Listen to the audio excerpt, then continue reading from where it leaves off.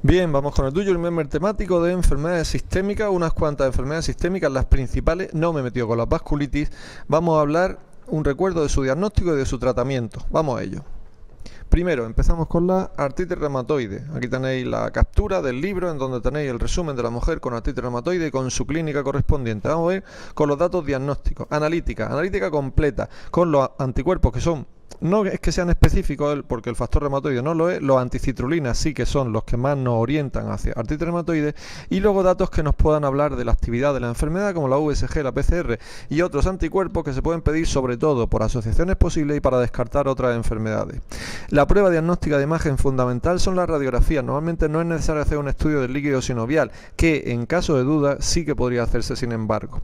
Y luego para la enfermedad sistémica podemos tener, pues por ejemplo, una de las cosas que puede haber por el tratamiento con corticoides y por el propio cuadro puede haber una pérdida de la densidad ósea. Podemos hacer una densitometría, examen ocular para la posible escleritis, un atacar si hay sospecha de que haya enfermedad intersticial pulmonar, electrocardiograma, ecocardio para las manifestaciones cardíacas, pruebas de imagen o biopsia renal, la biopsia cuando sea necesario, las pruebas de imagen primero y el laboratorio también, en donde vamos a ver por ejemplo si se trata de un fallo prerrenal, de un fallo renal, lo que haya, y poder asociarlo por ejemplo con los AINES. Y también, no he puesto aquí pero por supuesto las pruebas de función hepática son necesarias en los pacientes que estén en tratamiento con metotrexate, y hay que hacer un PPD si al paciente le vamos a dar anti-TNF.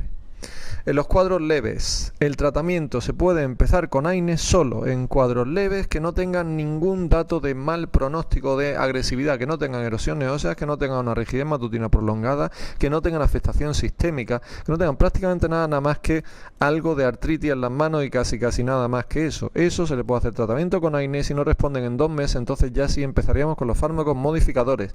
Hay una controversia y aunque Harrison dice que aunque el paciente tenga solo factor reumatoide o anticitrulina ya sería suficiente para ponerle tratamiento, UpToDate en la revisión que hace no recomienda poner tratamiento solo basado en la determinación del factor reumatoide o de la citrulina. O sea que eso puede ser algo más opinable y es dudoso que nos puedan preguntar eso de forma categórica. Pero, insisto, hay autores que defienden que sí y otros que no. En cualquier caso, cuando sean moderados, hacia adelante, o cuando no respondan a los AINES en cuadros leves, el tratamiento es con AINES, con corticoides en dosis baja e iniciar metotrexate. Y si no responde o si no podemos dar metotrexate, entonces tenemos la alternativa al metotrexate como la leflunomida, como los anti-TNF, que ojo, pueden ser también alternativas, no solo complementos, y otros modificadores. Si no hay respuesta, lo normal es que asociemos un anti-TNF y luego tenéis que recordar el metotrexate, por supuesto. Todos son muchos efectos secundarios, la anemia por folicopenia que puede producir, la posible fibrosis pulmonar y sobre todo la afectación hepática, y hay que tener mucho cuidado con la tuberculosis, PPD, los ANA y con la LEMP de los anti-TNF. El lupus, su cuadro correspondiente, repasando las cosas principales: analítica general de sangre y orina, viendo si hay también anemia, viendo si hay alguna alteración bioquímica que me pueda hacer sospechar algún órgano que pueda estar lesionado, la orina en 24 horas, porque el daño renal en el lupus es importante monitorizarlo, o es importante hacerle la detección precoz también. Los anticuerpos, dentro de los anticuerpos ya sabéis que hay muchos que se pueden presentar. Los ANA son los fundamentales, los que me dan el diagnóstico, porque están presentes casi siempre. Los anti-DNA me hablan de la actividad del cuadro, y los antígenos extraíbles del núcleo, como son por ejemplo los anti-SM, los anti-RO, los anti-LA, pues suelen estar también presentes, pero son más específicos, como el SMID o SM o Small Nuclear, que también se le llama así, pero ahora se llama también SMID, y el antifosfolípido. El antifosfolípido, mediante el anticoagulante lúpico, la VDRL puede estar también presente para saber si puede haber un riesgo trombótico.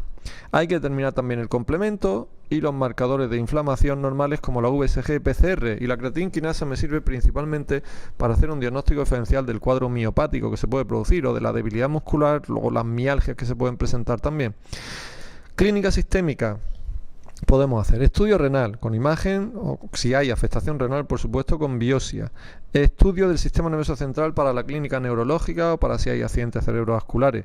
Biopsia de piel para las lesiones cutáneas. Si hay afectación cardíaca, pues electrocardiograma, se puede hacer prueba de esfuerzo y al final coronariografía y angiografía de los territorios en donde sospechemos que puede haber lesión, como por ejemplo angiografía mesentérica.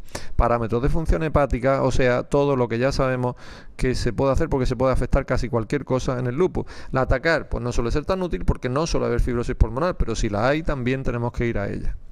Marranada extra: si no cumple los criterios de lupus, un cuadro que tenga toda la pinta de lupus, pero que sin embargo no cumpla los criterios, según la ARA, se le clasifica como UCTD, que es la enfermedad difusa del tejido conjuntivo indiferenciada. Y por último, esto ha salido después de lo que tendría que haber salido. No, estamos hablando sobre tratamiento, estamos hablando sobre diagnóstico antes, perdón, que me he ido. En el tratamiento, artromialgia y para cuadros cutáneos nos manejamos con los corticoides tópicos, cuando los cuadros cutáneos sean más o menos localizados, nos manejamos con los AINES para la artromialgia, y la cloroquina sirve para ambas cosas, pero sobre todo para los cuadros cutáneos diseminados. En cuadros sistémicos, como afectación del riñón, sistema nervioso, corazón, empleamos los corticoides sistémicos también, importantes fundamentalmente en el riñón, y valorar añadir otros inmunosupresores si la respuesta no es buena de entrada o si nos encontramos ante una glomerulonefritis proliferativa difusa, por ejemplo. Y recordar que en el embarazo con antifosfolípido, el tratamiento de una mujer que se queda embarazada y que tiene un antifosfolípido es que si tiene antecedentes trombóticos vamos a dar heparina y aspirina, y si no tiene antecedentes trombóticos no está claro que esto sea útil. Se puede dar heparina, se puede dar aspirina o se puede no dar nada y hacer simplemente la profilaxis ya en el parto de que se puedan producir trombosis. Marranada extra en cuanto a tratamiento: un fármaco experimental que se está usando, pero que a lo mejor en oncología se les podía ir la olla y preguntarlo, no creo, la verdad. Es un antiestimulador de los linfocitos B, que son una molécula de la familia de los TNF, el estimulador de los linfocitos B, y el anticuerpo monoclonal frente a él se llama el belimumab. Bueno, no lo van a preguntar. Esclerodermia: aquí tenéis el cuadro sistémico de la mujer con esclerodermia y el cuadro cutáneo, y vamos a ver el diagnóstico. Laboratorio: VSG, factor reumatoide y los anticuerpos. Anticuerpos que tenemos: los anti-DNA topo isomerasa o anti-SCL70, los anticentrómeros en cuadros más limitados, los anti-beta-2 glucoproteína, por ejemplo.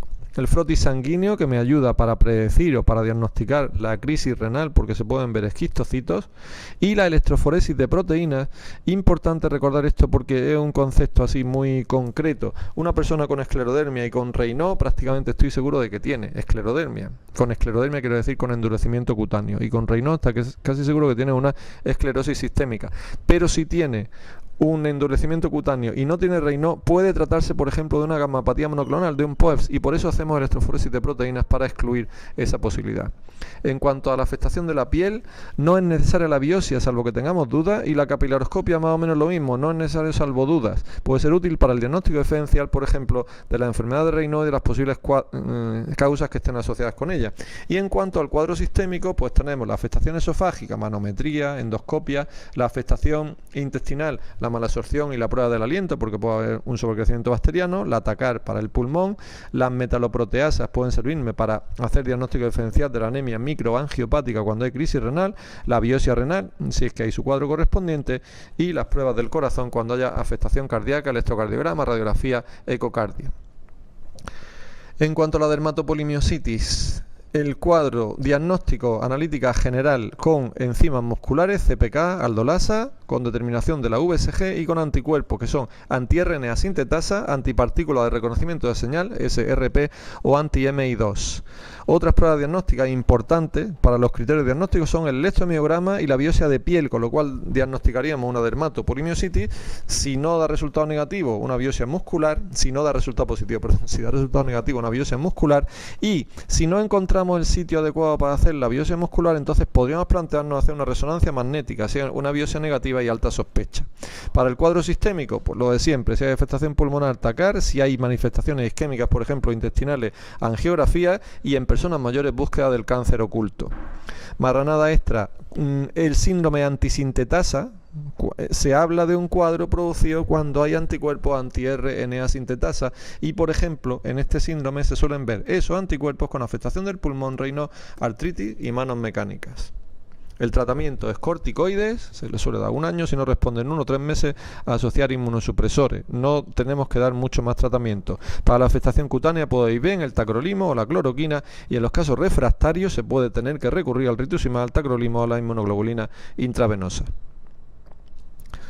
En la sarcoidosis, el diagnóstico, analítica general con ECA, con receptores para la interleuquina 2, todo puede servir para la actividad, aunque no es ninguna maravilla, o sea, ahora se ha visto que no tiene tanta utilidad como pensábamos antes.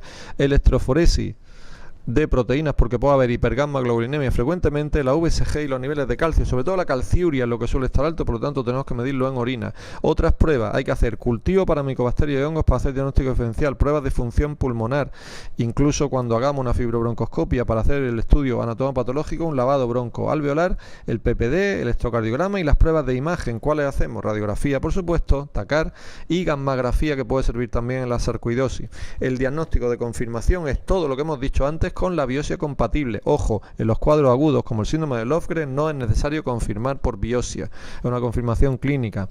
En la forma aguda damos AINES, en las formas crónicas, si hay cuadros avanzados, sintomatología importante, signos de mal pronóstico, vamos a dar corticoides y vamos a mantenerlo 1 o 2 años según que haya clínica extrapulmonar o no. En los casos refractarios podemos recurrir al metotrexate, por ejemplo, a la azatioprina o al infliximab.